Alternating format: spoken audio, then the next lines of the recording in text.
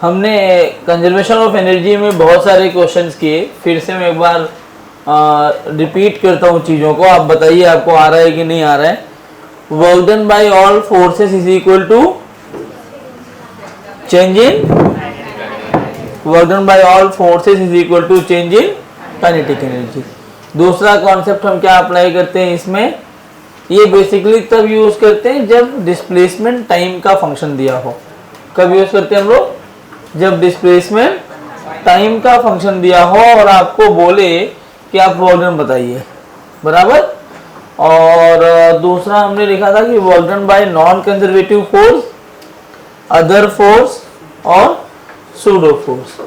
Work done by all these three forces is equal to UF plus KF minus in bracket UI plus KI। क्या नाम है तुम्हारा, UI plus KI, UF plus KF। ये work done क्या था, ये तुम्हारा work done by non conservative force, pseudo force और other force is equal to UF plus KF minus UI plus KI था। अगर नॉन कंजर्वेटिव फोर्सेस या other forces या सूडो फोर्सेस इन सबका वर्क डन 0 हो जाए तब एनर्जी कंजर्वेशन अप्लाई करते हैं, जो क्या होता है आपको पता चल गया है। कंजर्वेटिव फोर्सेस कौन कौन से होते हैं, gravitational force, electrostatic force, spring force, majorly तो यही तीन होते हैं। और कोई होगा तो क्वेश्चन में बताएगा कि ये भी कंजर्वेटिव फोर्स है, ठीक है। कंजर्वेटिव फोर्स रहेगा तो आप एनर्जी कंजर्वेशन लगाइए। अगर कोई भी नॉन कंजर्वेटिव फोर्स आ गया तो आपको वर्क एनर्जी थ्योरम का वो वाला concept, non conservative other pseudo is equal to UF plus KF minus UI plus KI apply करना पड़ेगा। सही बोल दिया मैंने। कुछ क्वेश्चंस भी कर लिए थे अच्छे अच्छे वाले। आइए एक दो और अच्छे सवाल करते हैं। एक रोड है ऐसे, ये हाइट अपने को h दिया है और ये l दिया है, ठीक है। एक हाइट h दिया है और एक l दिया है। एक ब्लॉक है जिसका मास है m, इसके ऊपर एक फोर्स लग रहा है F। यहां कोएफिशिएंट ऑफ फ्रिक्शन है mu.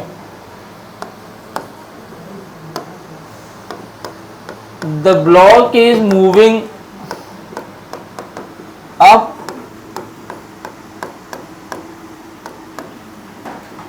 slowly and force F is always parallel to the surface, मतलब जिस पॉइंट पे है उसके पैरेलल। क्या होगा, ऐसे ऐसे रोड है ना, जब ये ऐसे ऐसे आगे बढ़ेगा तो क्या फोर्स की वैल्यू पॉइंट के साथ में चेंज हो रही होगी, डायरेक्शन बदल रहा है ना फोर्स का। और सोचो अगर मैं ऐसे ऊपर जा रहा हूँ, ऐसे स्लोप पे ऊपर जाऊँ तो क्या मुझे ज़्यादा फोर्स लगाना पड़ेगा, और नीचे आऊँगा तो कम फोर्स चाहिए होगा। तो क्या ये जो फोर्स देख रहे हो वो पैरेलल कर रहा है, मतलब फोर्स वेरिएबल की बात कर रहा है वो। अगर मान लो मैग्नीट्यूड सेम भी रखा तो भी तो डायरेक्शन चेंज हो रहा होगा लगातार फोर्स का। तो क्या फोर्स की डायरेक्शन चेंज होने से क्या हो रहा होगा, डायरेक्शन चेंज होने से डिस्प्लेसमेंट आ रहा होगा। क्या मैं सही बोल रहा हूँ, पक्का, कोई दिक्कत, इसी तरीके की दिक्कत, ठीक। मुझसे पूछा क्या है, find out the work done by applied force. अब जो F लगाया है उसकी बात कर रहा है। When it reaches eight top, क्या आप ट्राई करना चाहेंगे, कोई ट्राई करना चाहेगा? हाँ नहीं,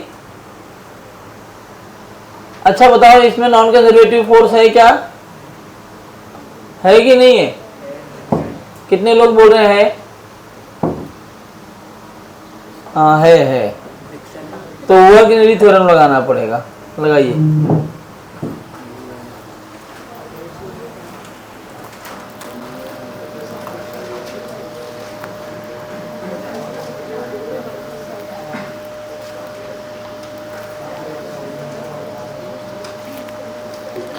अच्छा तुम्हारा नाम ध्रुवांग है,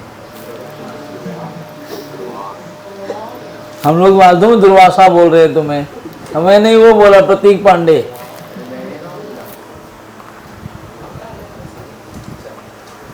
ऐसे कहाँ पढ़ रहे हो? कोई मुंह देखेगा क्या? मुंह दिखाई देनी होगी। तो शादी के बाद जब लड़कियां आती हैं उनको दिया जाता है, ठीक है, तुम्हें नहीं मिलेगा।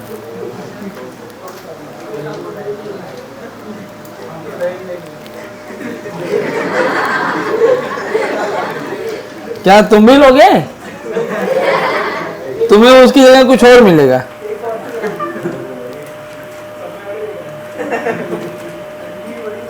हिंट दूं? हाँ ना, फोर्स लगातार चेंज हो रहा है,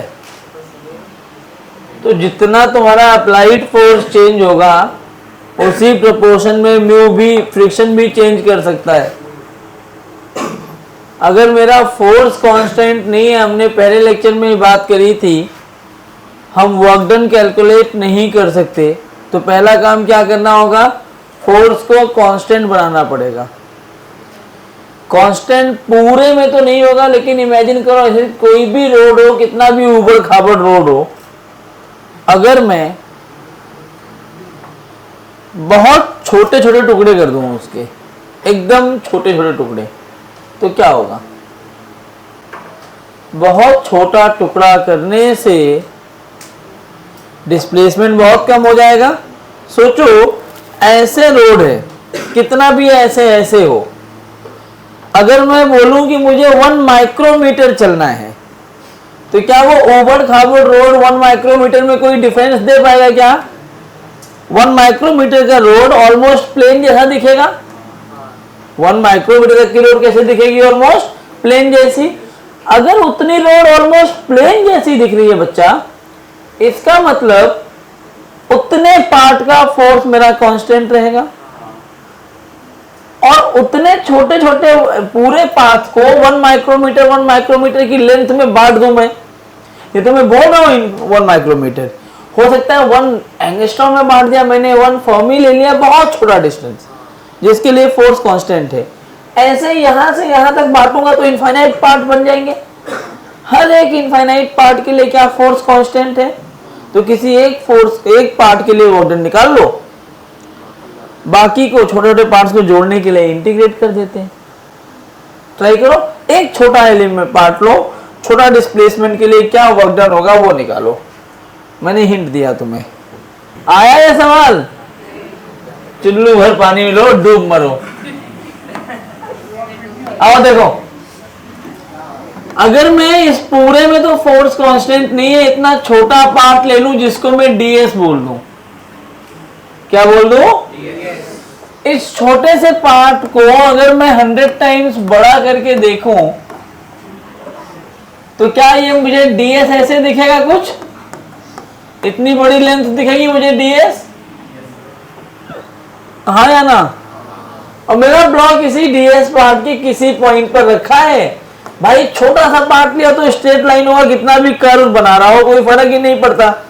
ये स्ट्रेट लाइन का पाथ हो गया, इधर आ रहा है mg, इधर अपना फोर्स आएगा नॉर्मल, और ये ब्लॉक ऐसे ऊपर जा रहा है f से, तो फ्रिक्शन किधर आएगा? और ये फ्रिक्शन कितना होगा? Mu into n। अब यार ये n कितना होगा, इसके लिए एक काम कर लेते हैं। देखो अगर ये ds है तो इसके करस्पॉन्डिंग ये हाइट भी dh हो जाएगी, और ये वाली लेंथ dl हो जाएगी, ये लेंथ dl हो जाएगी। सही बात है क्या? करस्पॉन्डिंग लेंथ की बात कर रहा हूं मैं। मान लो ये एंगल थीटा है, मैं मान रहा हूं दिया नहीं है, तो ये भी थीटा हो जाएगा, तो ये कितना mg cos थीटा, तो ये वाली वैल्यू कितनी आ जाएगी म्यू mg cos थीटा ना, क्योंकि नॉर्मल की वैल्यू कितनी है mg cos थीटा। अरे नॉर्मल mg cos थीटा है ना, कैसे, तो मैं नहीं बोल रहा हूँ, जो बोला। अब खत्म हो गया सवाल। छोटे से पार्ट के लिए वर्क डन लिखना है, तो छोटा सा work done non conservative force का, छोटा सा वर्क डन अदर फोर्सेस का, और यही छोटा सा फोर्स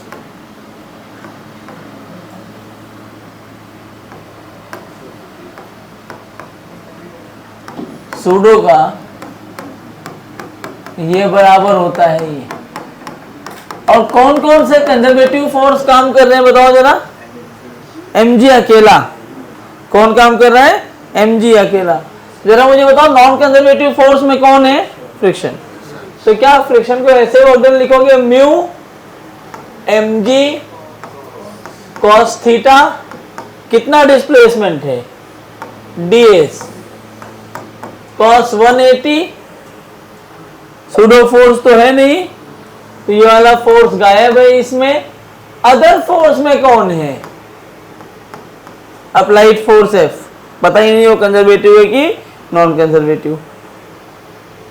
UF, यार कंजर्वेटिव तो अकेला एक ही फोर्स है, तो ग्रेविटी के लिए UF लिखने के लिए क्या करते हैं, क्या इसको एक रेफरेंस लाइन बनाते हैं। तो फाइनली पार्टिकल यहां पहुंच गया है, तो क्या मैं UF लिखूंगा mg इंटू DH, KF की value half mv square minus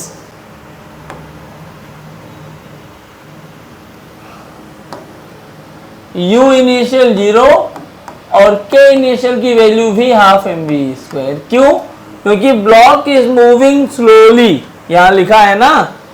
इसका मतलब होता है, दुल्ली जाओ एक रेड बुल पी के आ जाओ। कांस्टेंट वेलोसिटी, तो वेलोसिटी कांस्टेंट होती है। तुम्हें कभी मन करे तो kf और ki को 0 लिख दिया करो अगर स्लोली यूज करे, क्योंकि अल्टीमेटली उनका चेंज 0 ही हो जाएगा। तो ये दोनों पार्ट तो मर गए बेटा। देखो क्या आया, minus mu mg cos theta plus छोटा सा work done by applied force mg into dh, या dw of work done is equal to mg into dh mu mg cos theta into dl।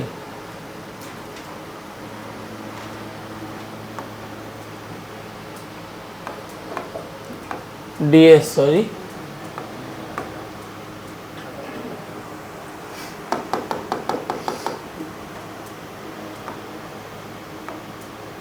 और यहां भी cos थीटा और ds। सही बात है ना। हमें ds पता है क्या, क्वेश्चन में क्या क्या पता है, इस लेंथ के बारे में तो कुछ बोल नहीं सकते, तो वो लेंथ हटाना पड़ेगा। कैसे हटा सकते हो, जरा यही डायग्राम देखो, मैं दोबारा बना रहा हूं। तो ये अपना dh है, ये dl है और ये ds है, ये थीटा है। तो यहां से cos थीटा की वैल्यू कितनी आ रही है, dl बाई ds। खत्म हो गया, देख बच्चा, mg into dh mu mg ds cos theta की जगह dl बाई ds। भाई dl को इंटीग्रेट करोगे तो l मिल जाएगा, लेंथ दिया है तुम्हें, dh को इंटीग्रेट करोगे h मिल जाएगा, वो भी दिया है। टोटल वर्क डन के लिए क्या मैं इसको इंटीग्रेट कर दूं, हाइट की लिमिट 0 से h, लेंथ की लिमिट 0 से l, क्या work done by applied force आ जाएगा mgh प्लस म्यू mgl। इस तरह के सवाल भी आते हैं जब फोर्स ऐसा किसी जिगजैग रोड पे चल रहा होगा, तो उस टाइम पे वर्क डन निकालने के लिए आप छोटा एलिमेंट लेके इस तरह से वर्क डन निकालेंगे। It is the standard format. समझा क्या, छापिए।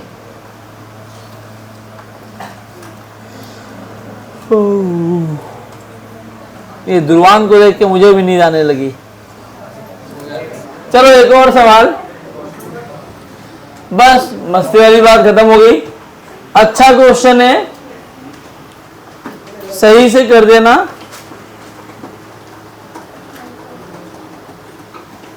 मजा आ जाएगा। एक दीवार है ऐसे,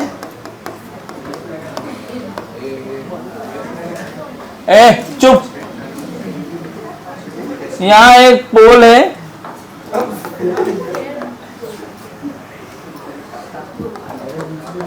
ये डिस्टेंस है d। सर मैंने कुछ नहीं बोला। ओके सर, सॉरी सर, गलती हो गई,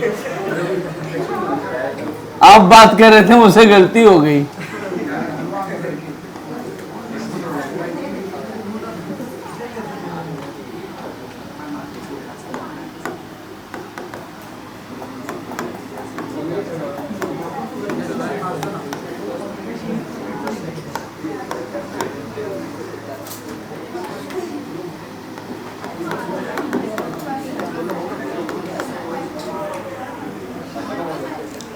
एक स्प्रिंग है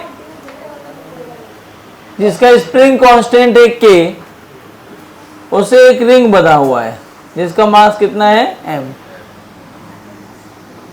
इस पूरे सिस्टम को यहां से रिलीज किया जाता है और तुम्हें दिया है गिवन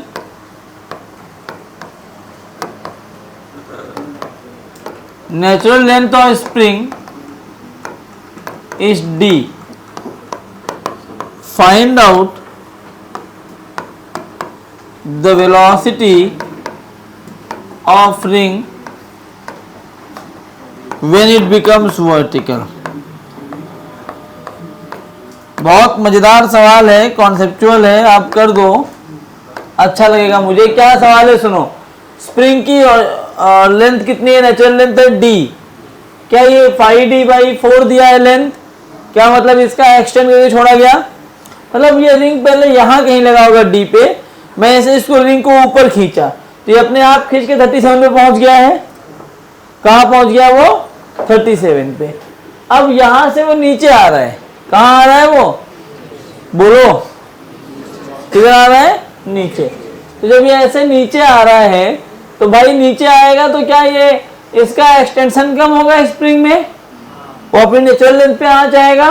स्प्रिंग में एक्सटेंशन कम हुआ मतलब क्या, पोटेंशियल एनर्जी की वैल्यू घटी, हाँ, और पोटेंशियल घटेगा तो काइनेटिक बढ़ेगा, पोटेंशियल घटा तो काइनेटिक, अगर काइनेटिक एनर्जी बढ़ रही है बच्चों तो वेलोसिटी बढ़ेगी। वही वेलोसिटी पूछा है जब स्प्रिंग हॉरिजॉन्टल हो जाए।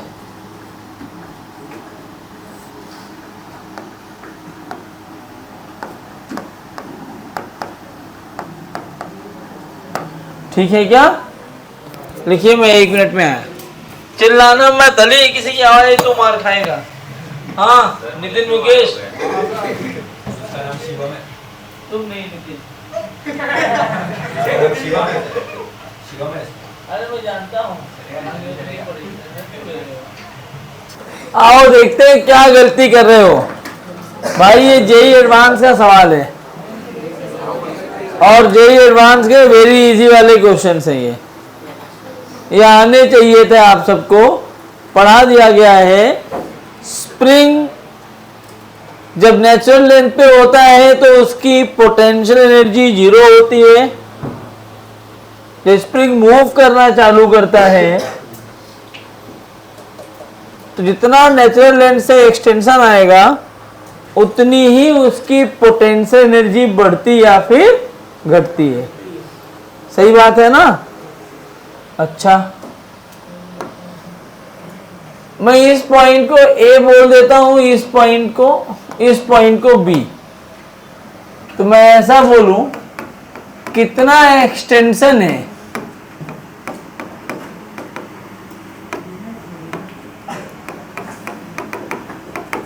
पॉइंट A पर कितना एक्सटेंशन आया है स्प्रिंग में, कितना एक्सटेंड हुई है स्प्रिंग बताओ।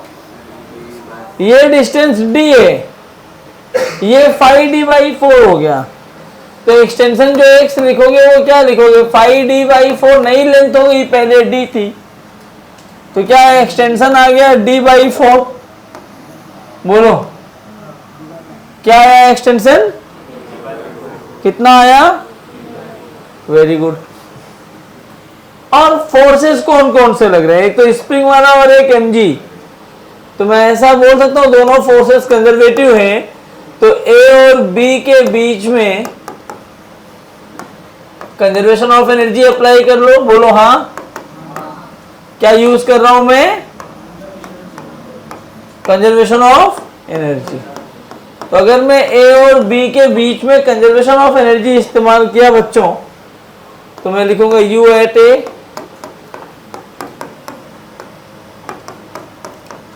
तो A में दो पार्ट आएगा, एक तो mg वाला और एक, भाई स्प्रिंग वाला तो यहाँ कायदे में लिख सकते हो हाफ के x की वैल्यू d/4 का स्क्वायर। mg वाला लिखना पड़ेगा, mg वाले के लिए इसी लाइन को मैं रेफरेंस लाइन मान लेता हूं। कितना हाइट पे है ये,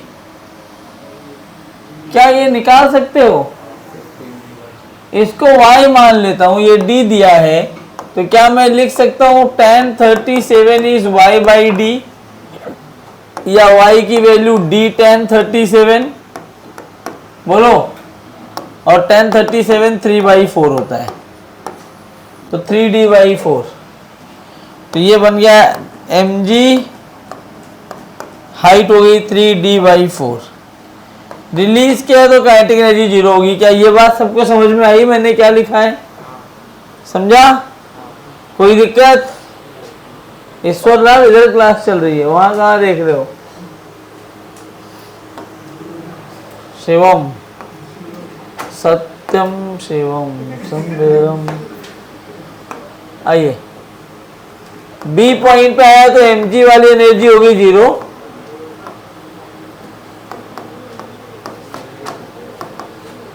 स्प्रिंग वाली एनर्जी हो जाएगी जीरो, नेचुरल लेंथ पे आ गया वो, और मान लो यहां पहुंच के वेलोसिटी हो गई हाफ mv²।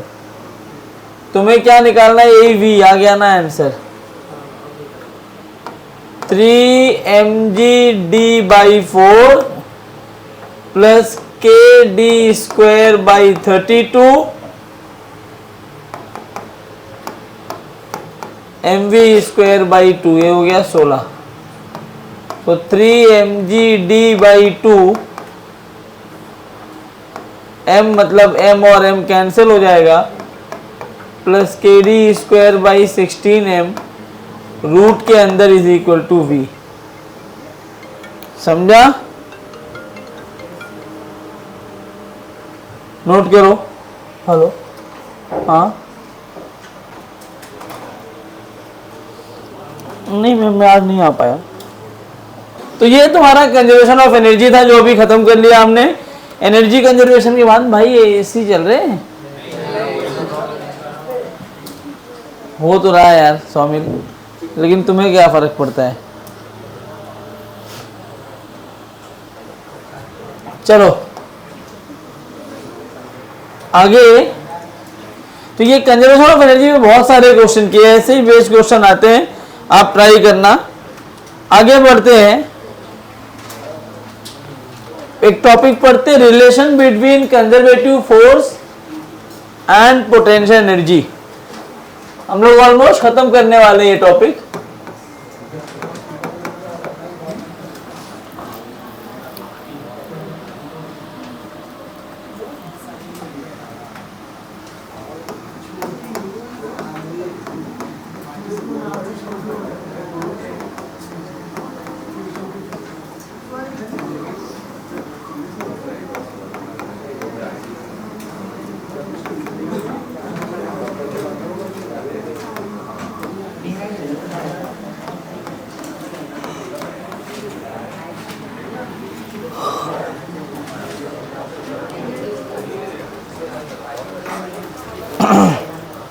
क्या है ये relation between conservative force and potential energy, समझो इसके बारे में।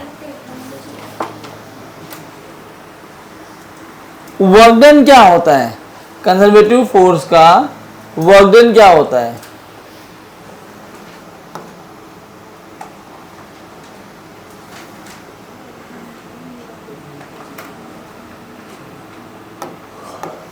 तुम तो जानते तो हो ना ये चीज।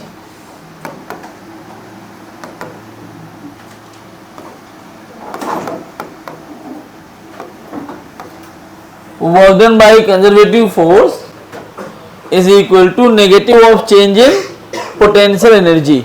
जानते हो कि नहीं जानते? ये work done by conservative force is equal to negative of change in potential energy. अच्छा, या मैं ऐसे लिख सकता हूं,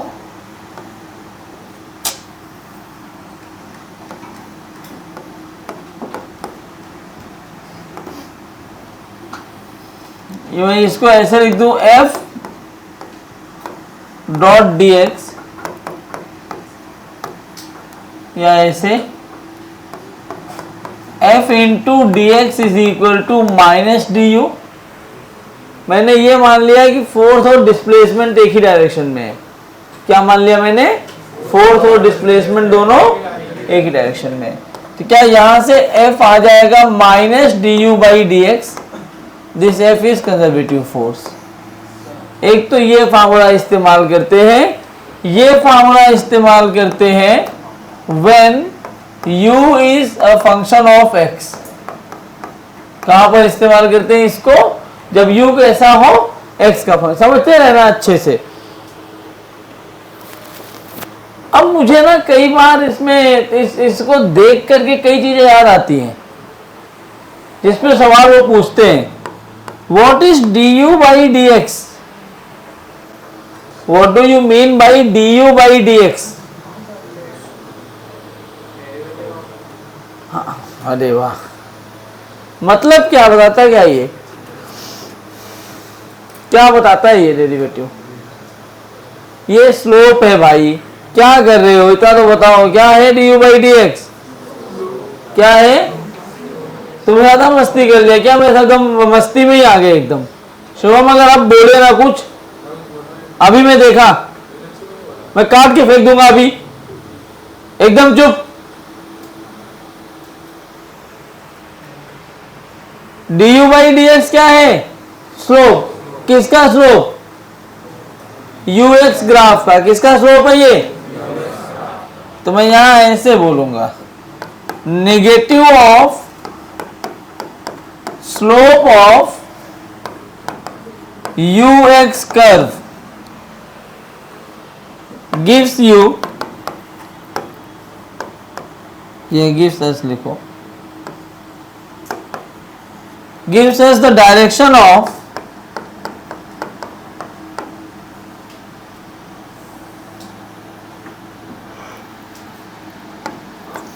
डायरेक्शन क्यों लिख रहे हो? पूरा लिख दो ना, gives the value of force. क्या देता है वो?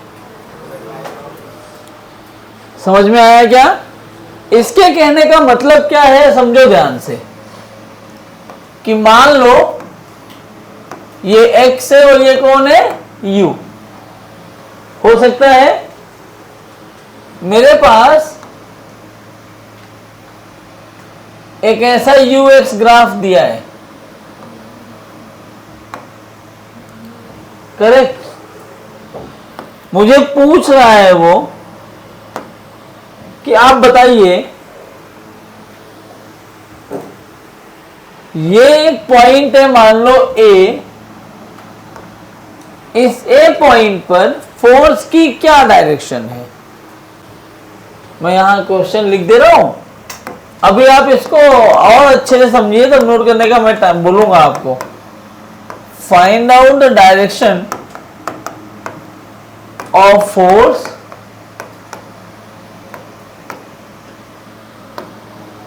एट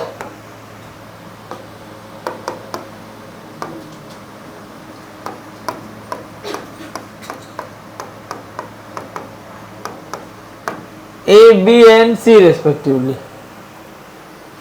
अब मैं क्या करूंगा? मुझे तो ग्राफ दिया है, एक तो मैं फोर्स निकालने के लिए minus d u by D x करूं, लेकिन उसके लिए इक्वेशन तो पता होनी चाहिए ना। अगर इक्वेशन ही नहीं दिया है तो क्या मैं अप्लाई कर सकता हूं? क्या इक्वेशन नहीं दिया तो क्या मैं डिफरेंशिएट कर दूंगा क्या किसी को भी? सबको डिफरेंशिएट तो नहीं कर सकते, इक्वेशन पता होनी चाहिए। यहाँ इक्वेशन नहीं पता है, ux ग्राफ पता है, जब भी ऐसे सवाल आए आपको क्या करना चाहिए, स्लोप निकालना चाहिए। क्या निकालना चाहिए? स्लोप निकालने के लिए क्या करते हैं, टेंजेंट बनाते हैं। क्या करते हैं? अगर मुझे ए पॉइंट पे चाहिए, जरा बताओ क्या ए पॉइंट का टेंजेंट ये रहा। अब किसी भी टेंजेंट का स्लोप लिखना है तो हॉरिजॉन्टल एक्सिस जो है ना, उसके पॉजिटिव एक लाइन या वो सॉरी उसके पैरेलल एक लाइन पास करो उस पॉइंट पे। क्या ये लाइन है? इस लाइन से एंटी क्लॉकवाइज डायरेक्शन में थीटा लेते हैं। क्या लेते हैं? थीटा। तो slope at A is equal to tan theta. किसके बराबर है? यहां पे थीटा एक्यूट एंगल है कि ऑब्ट्यूज? तो यहां पे मैं बोल सकता हूं कि थीटा जो ऑब्ट्यूज है, और ऑब्ट्यूज थीटा के लिए जेई वाला बैच है, इतना आना चाहिए। tan थीटा की वैल्यू नेगेटिव होती है। Therefore force at A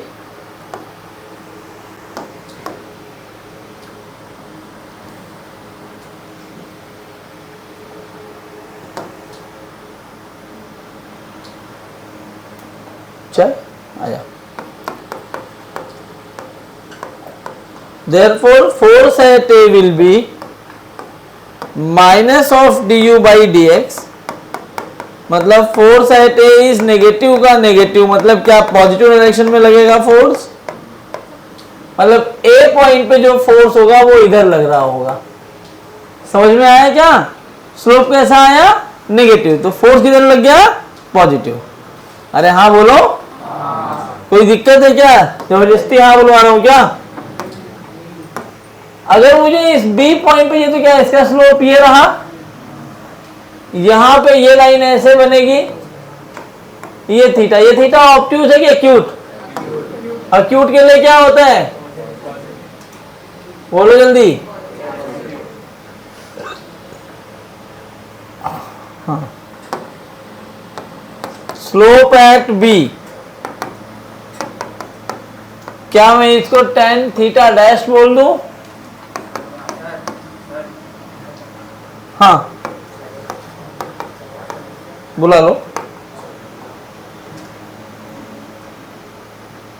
theta acute है, therefore tan theta is positive, और यही tan थीटा ही कहलाता है du बाई dx।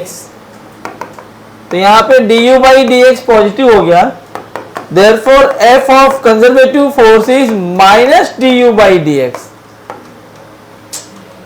इसने के बाद भी नहीं लिख रहा है board, minus du by dx। तो f ऑफ कंजर्वेटिव नेगेटिव आ जाएगा, इसका मतलब है इस पॉइंट पे फोर्स इधर लग रहा होगा। तो ये जो ये स्लोप वाला पार्ट देखा वो तुम्हें ये बता रहा है। क्या समझ में आ रही मेरी? बहुत टफ हो गया क्या? तो what is the relation between conservative force and potential energy? F is equal to minus du by F is equal to minus du by F is equal to minus du by, provided you should be a function of x, provided you should be a function of you should be a function of you should be a function of negative of slope of US graph is equal to negative of slope of US curve is equal to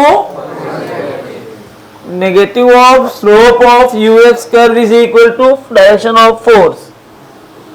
क्या होता है वो? दूसरा हम और क्या लिख सकते हैं? नेगेटिव ऑफ, ये तो ऐसे आप याद ही रख लो खाली, area under f x curve is equal to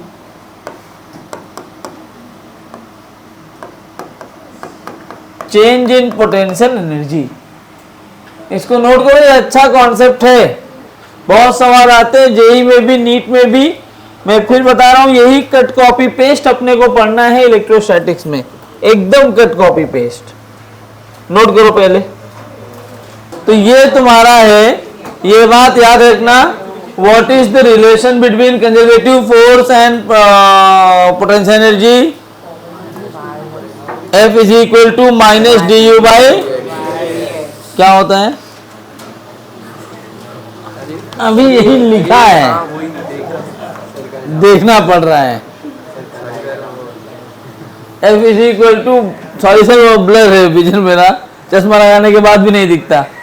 चलो अभी लेने वाले ऑपरेशन आया, दूरबीन विधि से इलाज करते हैं। वो ले जाएंगे, इसे आंख फोड़ देंगे, वापस भेज देंगे फिर।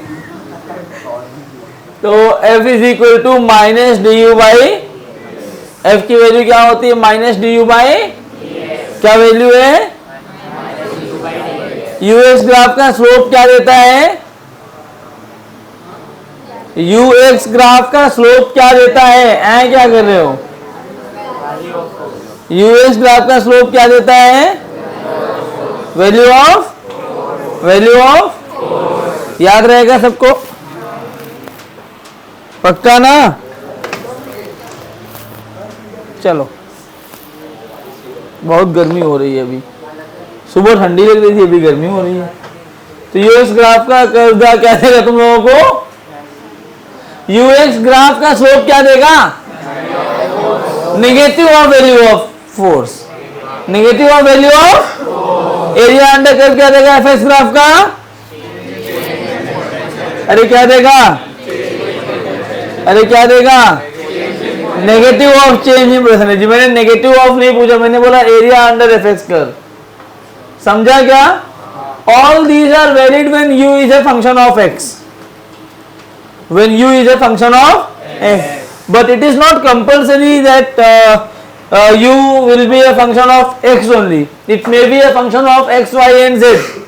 मतलब ये लीनियर फंक्शन के लिए था, बट अगर u लीनियर फंक्शन ना हो, सिंगल वेरिएबल डिपेंडेंट ना हो, जैसे u दिया हो a function of x, y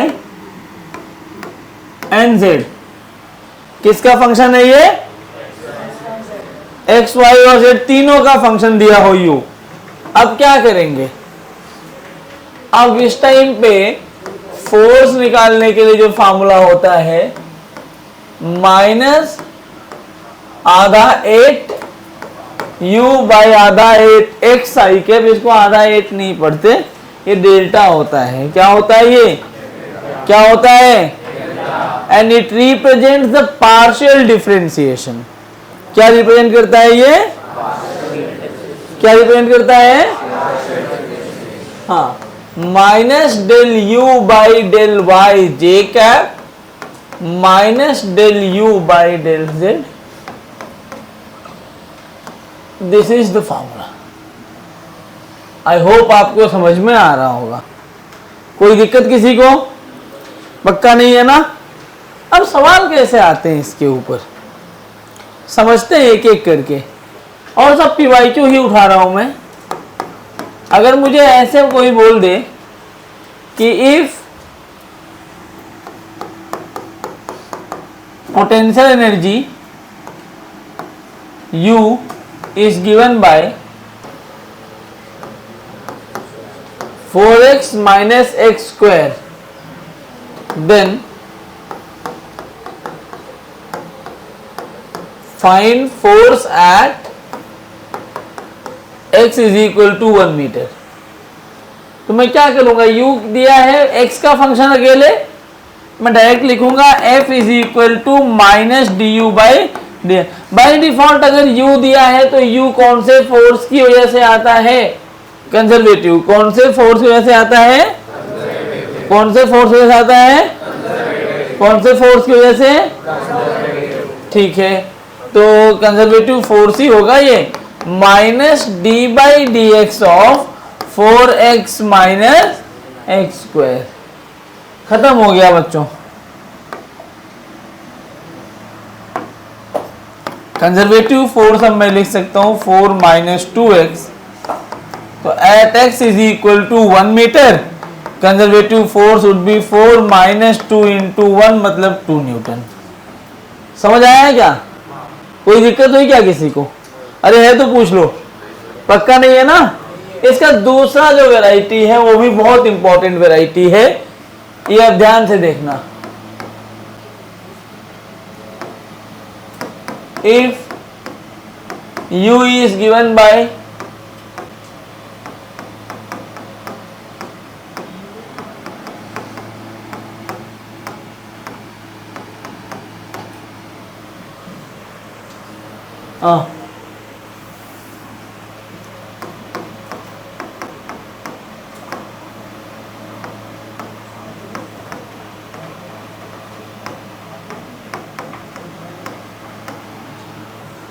u की ये वैल्यू दी है और तुमसे बोला है find u at 1,1 metre, sorry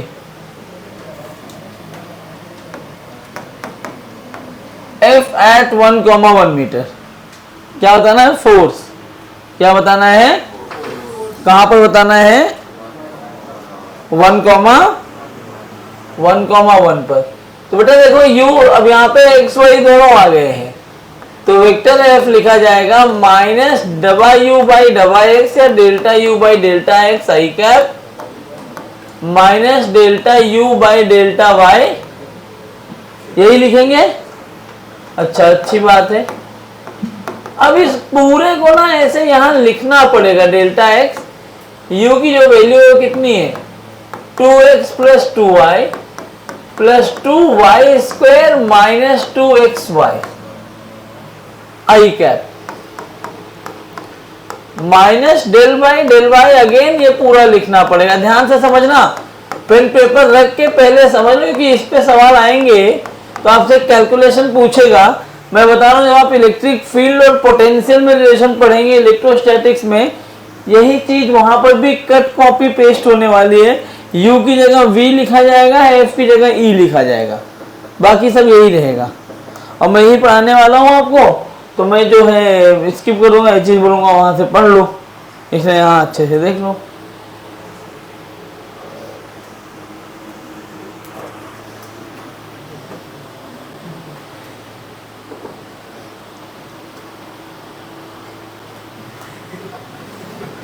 हाँ हाँ हाँ हाँ, नजर ही नहीं मिला रहा है भाई इधर। ये क्या हो गया? अभी क्या पढ़ा रहा था मैं? ये क्या है? बड़े सही टाइम पे उठाए हो, यहाँ पे हेडिंग नहीं लिखा है टॉपिक का नाम भी। चलो तुम सोच के बता दो। एक्स में एक्स का फंक्शन तो नहीं है ये।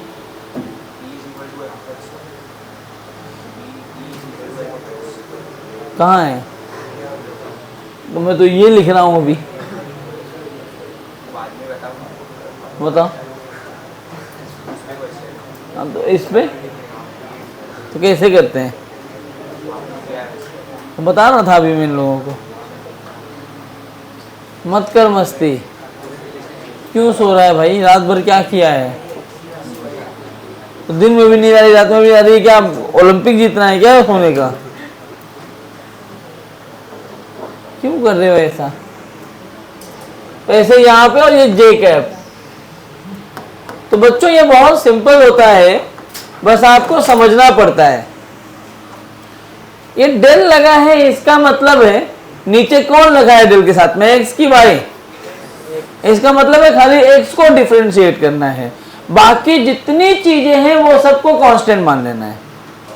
जैसे मैं 2x को डिफरेंशिएट कर दूं तो 2 बचेगा, x का 1, 2 बाहर लिया, x का डिफरेंशिएशन कितना होगा? 1। ये 2y है ना, क्या इस वाले टर्म में x है? क्या कांस्टेंट हो गया?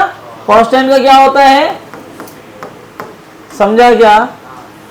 प्लस ये 2y स्क्वायर है, 0 हो जाएगा, x नहीं है उसमें, x के रिस्पेक्ट में कर रहे हो और कहीं पर x नहीं आया तो 0। क्या ये 2xy आ गया? यहां से 2y को बाहर निकाल लो, x का 1, तो क्या ये माइनस 2y? बोलो हाँ, आई कैप। यहां करोगे तो 2x 0 हो जाएगा ये, तो ये आएगा 0 प्लस 2, और इधर आ जाएगा प्लस 4y माइनस 2x। ठीक है क्या? J cap. बस अब खत्म हो गया सवाल। ये कितना minus 2 minus 2y I cap 2 plus 4y minus 2x J cap. बोलो हाँ कि ना, सही है ना। तो पूछा कब है, at x is equal to 1 comma sorry at 1,1, मतलब x की वैल्यू भी 1 है और y की 1 है। तो क्या जाएगा 2 माइनस 2 इंटू वाई की value I cap minus 2 plus 4 into 1 minus 2 into 1 J cap. ये तो कैंसिल हो गया, 2 माइनस 2 बोलो, तो माइनस पर से कोई मतलब है क्या, आई कैप भी नहीं लगाना है लेकिन लगा दे रहा हूं, लो minus 4 J cap. So what is the value of force, minus 4 J cap. Magnitude कितना आया 4 न्यूटन। क्या है मैग्नीट्यूड, क्या आया, क्या सबको समझ में आया, छापिए।